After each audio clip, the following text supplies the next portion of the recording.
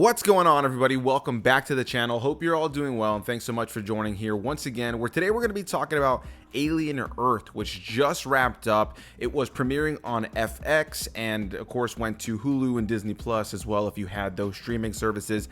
And if you guys have been following this channel, you know I'm a huge fan of the Alien and Predator franchise, and last year I did a full series covering every single film in both franchises.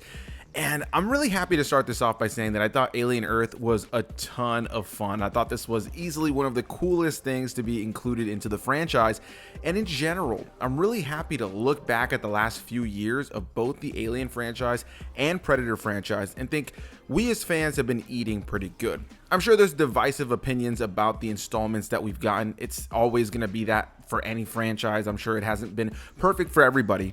But when I look at the franchises as a whole and think about some of the lackluster sequels, but also some of the really good ones we got in the mix, it's a franchise that has had some really big highs as well as some pretty big lows and a good mix of things in the middle. But when I look at the last few years, starting with Predator's Prey, and then we got Alien Romulus last year, earlier this year we got Predator Killer of Killers, and now Alien Earth, and we're just around the corner from Predator Badlands. I think in general, both of these franchises, though I kind of view them all as one franchise, but both of these franchises have been giving us some pretty fun stuff in this world. So with all that said, I'm honestly really happy to say that I really enjoyed this show. I found it to be a good time. Now, one thing to know though is as this has been dropping episodes, I'm sure there's been all kinds of spoiler drops and spoiler reviews online, and you're probably wondering if I'm going to talk spoilers. And I'll be completely transparent in saying that this isn't going to be a flat out play-by-play spoiler review. I am just going to kind of give my thoughts in a more spoiler-free way for majority of this video, but I may touch on a couple of things here or there to kind of overall touch on the season that may be spoilery, so that is your warning. I will also give a spoiler warning at the end, specifically to talk about the final moments of the final episode. So with all that said, let's get into this. The show comes from the mind of Noah Hawley, who is the creator and showrunner and one of the executive producers for the show, alongside Ridley Scott and many others, and stars people like Sidney Chandler, Timothy Olyphant, Alex Lothar,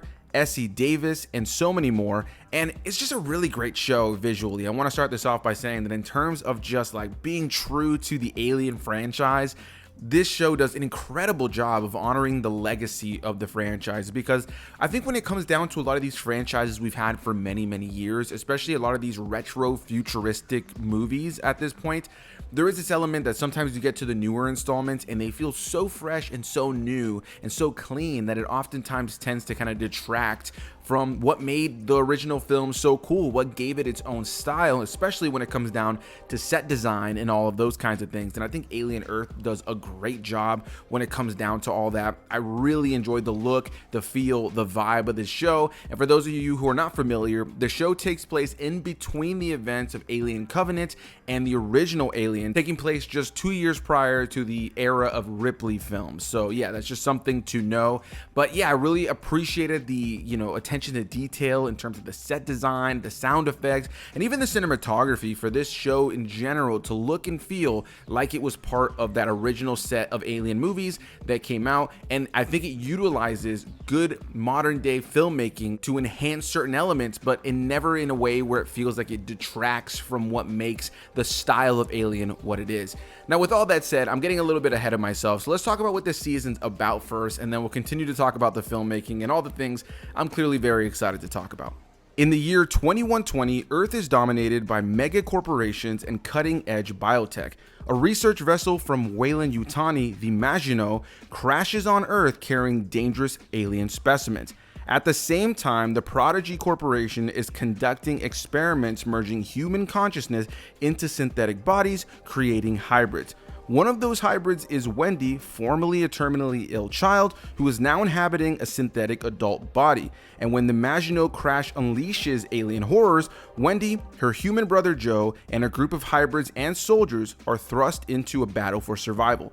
As they navigate conspiracies, corporate control, and alien threats, Wendy discovers that she may have a unique connection to the Xenomorphs. And I've already said it, but just in terms of production value, I mean, this show was stunning. I'm so glad that they didn't go cheap with this show in any way, shape, or form. I'm glad that they gave the show the budget it needed for it to be just something that not only stands up to the original stuff that's come in this franchise, but just in general, it stands up to the big spectacle that this franchise has kind of been in the world of modern day films as well, you know, especially when it comes down to practical effects. This is a show that does a great job when it comes down to special effects, CGI, all that big stuff that you need for modern day big sci-fi spectacle, but at the same time, it doesn't move so far away from what made the franchise so great, which is practical effects. When you think about the first Alien film and the sequels in particular, they do such a great job of having great practical effects with people actually in suits as well as animatronics to bring these xenomorphs to life.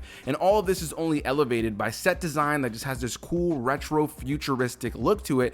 And this show is no different. It does such a great job of taking you into the world of Alien. I love the look, the feel, the sound effects that were in here, and the cinematography. When I was watching the first episode of it with my wife, I looked over to her and I said, man, I just feel like they really captured the look of Alien immediately, even without really seeing where the story was going. And then outside of that, it does things to differentiate itself. It does this really cool thing a lot of times in the editing where you have two different sequences going on at the same time, and it's kind of adding a bit of opacity to both shots where you can see through the shot into each other's shots. And a lot of times it's used for moments that are of like self-reflection for characters, but a lot of times it's also used to kind of mirror two different moments that are happening or just showcase two moments of tension at the same time. I think that this series did a great job of overall capturing what makes Alien what it is, while also doing something to give it its own identity, and not only in the filmmaking but also in the narrative.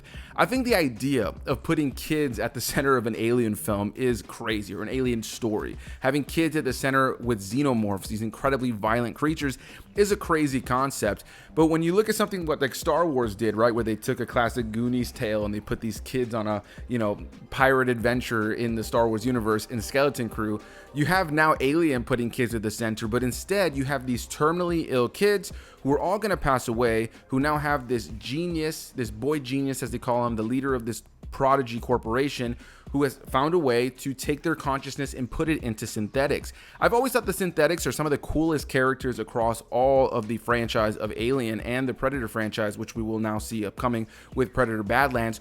But yeah, you know, I love the notion of putting kids into the center of it, but they're in these really strong, badass bodies.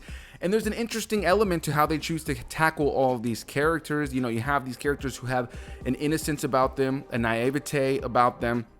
There's an element about them that has curiosity and that kind of childlike wonder, but they're in these bodies that are adult bodies and that have a lot of strength to them, but they aren't fully aware of what they're really capable of, and they're not really fully aware of how restricted they are as the show is picking up initially. And that's something I really enjoyed about how this show was exploring that idea. The notion of being a kid, but also not being able to be allowed to be a kid anymore because you're now this synthetic adult body, you know, hybrid, but at the same time, they don't treat the kids like adults. That's something that's tackled from the earlier part of the show all the way into the final episode, and it really comes full circle by the time you get to the end. And I thought all of the kids were really, really interesting. I mean, they're all played by adult actors, but I think they all do a great job of really making you feel like they're kids. They really take you on that journey, and I thought the performances across the board were fantastic, with the absolute standout in all of that being the main one, the character of AKA Wendy, which is actually named Marcy, which is Sydney Chandler.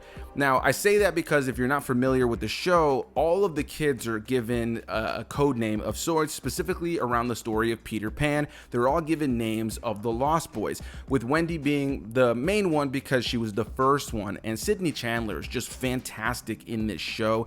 This is the first thing of hers I've ever seen from what I know. I would have to look on IMDb to see if I've seen her somewhere else, but I thought she was fantastic in this show. And again, kind of like what I was already praising, I think she does an incredible job of capturing this childlike wonder and this curiosity and this fear, but also as the show kind of continues on and she kind of becomes more aware of what's going on and becomes more aware of what she's capable of, she does such a great job of taking us on that journey and allowing us to see a child kind of having to quickly mature, but still having that sense of her being very childlike, especially in the earlier part of the show. And I think in general, the rest of the cast of the Lost Boy characters do such a great job at that, but definitely the character of Wendy Marcy was definitely the best part when it came down to all that. Really enjoyed Sydney Chandler, and I look forward to seeing her in more things, and quite frankly, I look forward to seeing her in season 2 of the show, because the show does very much leave things very open for another season. But I thought she was great. Outside of her, the rest of the cast here is really great, and there's some big standouts, but an absolute standout for me was Timothy Olyphant as Kirsch, who's like a mentor figure. He's another synthetic, and again, I really think synthetics are some of the coolest characters that the Alien franchise has had. I mean, look at what Michael Fassbender did in the Alien Covenant and Prometheus film, and I just think that it allows actors to do really interesting things every time that you see one. I would say the most boring synthetic that we've probably gotten in a movie was Winona Ryder in the 4th Alien film, and yeah, I'm sure if you've seen the movie you probably know why. But yeah, for the most part, I think Timothy Olyphant is really great in this series, and I just think in general the cast across the board is great. Now when it comes down to the story, I think that you have a really interesting story here at the center. You know, you have this scientific base that, you know, you're probably thinking that sounds a lot like a lot of the Alien films, but this one takes place there and primarily focuses on the scientists, whereas majority of the films we've seen in the franchise have been people going somewhere and they end up coming across the Xenomorph, so they're going to explore something and then a Xenomorph appears, or they're trying to explore what happened to the previous characters or trying to avoid something like that, and they end up again just running into a Xenomorph in some way, shape, or form. And in the case of this one, there's this idea of really like studying them, and so there's kind of a slower pace to it because it's being able to be told over the course of episodes versus being told over the course of 2 hours, where you kind of have to get to the horrors, get to the scares, get to the monster action a little bit sooner. And this show definitely has that, but it does a good job of really taking its time with the characters, expanding upon things in an interesting way, and allowing us to kind of see a bunch of different storylines going on. Now, I will say that's a bit of a gripe for me to some degree. I do think there's maybe a little bit too many characters in this show. Some of them are meant to be fodder to the Xenomorphs like you need in all of these movies, but I do think there was a handful of side plots that feel like they're there to complicate things a little bit more. I think for the most part, Alien Earth does a really good job of tying those things together by the time you get to the end, while also leaving things very open-ended for a clear second season. But I do think there's quite a few characters you won't necessarily find yourself super connected with, that you just feel are there to serve a purpose narratively.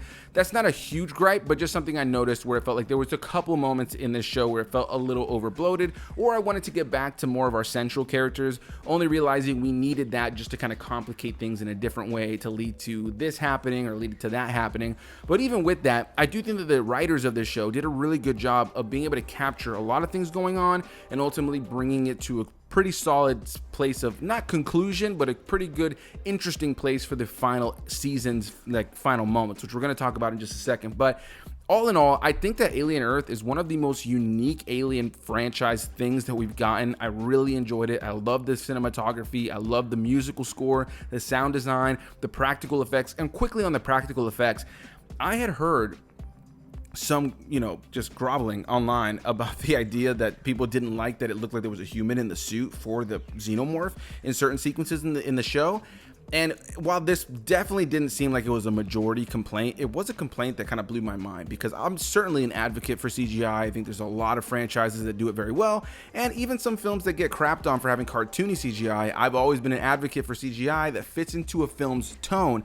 And when it comes down to this show, it definitely utilizes some great CGI, but I think that, practical effects are what make the Alien franchise so cool outside of, the world building and the characters and the story. It's the fact that you have these aliens right in front of our actors that just give things a different look. And I've said it before, but the Xenomorph is one of the coolest designs of a monster ever in all of cinema. And so I love that they had a practical alien in this film consistently throughout the course of the show. I love the use of CGI, and I think there's some great use of it across the show, but I think when it comes down to the practical elements, like I will take practical Xenomorph over CGI Xenomorph any day of the week. Even with the CGI Xenomorphs that we got here, they look really good, but those moments where it was like actors alongside a practical person, even if it was in a suit, that's what the original Alien was. And so I don't really get that gripe, to be honest, as a longtime Alien fan. But all in all, I think when I look at this show, non-spoiler related here, I think you just have a really interesting show with a lot of complex side plots and a lot of things going on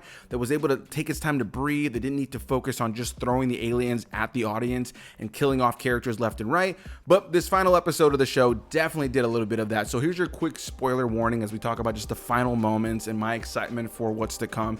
At the very end of this season, we get to see that all of the Lost Boys have essentially taken control. They learn that they're not really who they were. They're no longer those terminally ill kids. In their outlook, those kids, who they were, is dead, and they are just consciousness. So they take on the approach that what do ghosts do, which is haunt houses. And so they choose to use their abilities over the course of the final episode to, you know, kind of reach out and mess with things and kind of take control of the entire scientific base, leading to them capturing all of the adults and anybody who had control over them over the course of the season. And right as the season's about to come to an end, Yutani is about to come in with her, ships of people to take over the entire base. I was kind of surprised that they decided to end the season here, but it just means that season 2 is going to pick up with some pretty craziness at the very top. I'm very curious to see what they do. And I also, one thing I didn't mention throughout this review because I didn't want to spoil it for anybody, but I obviously alluded to the fact that Wendy has this connection to the Xenomorphs. And of course, if you've seen the show, you know that she has this ability to speak to the Xenomorphs, and I thought that was such a cool element. I really enjoyed the way they implemented it. Again, unique, different. It gave this show its own identity within the world of Alien, and more than anything, I just love that this is a show that honors what Alien has been, does something new to give it its own identity, and leaves you in an exciting place for more storytelling. Outside of maybe a couple episodes that were a little slow, I genuinely found this to be a really strong set of episodes. And again, I think as a fan of this franchise, it's undeniable that we're eating really well in the modern day, and I'm really looking forward to seeing what they do moving forward with both the Alien and Predator franchise. So that's going to be my long rambly review, not so spoilery, but a little spoilery at the end for Alien Earth. Leave some comments down below. Or did you guys enjoy this series? Are you looking forward to season 2? Did you not like it? Whatever the case may be, leave any and all comments down below, and I'll see you guys in the next one. Bye-bye.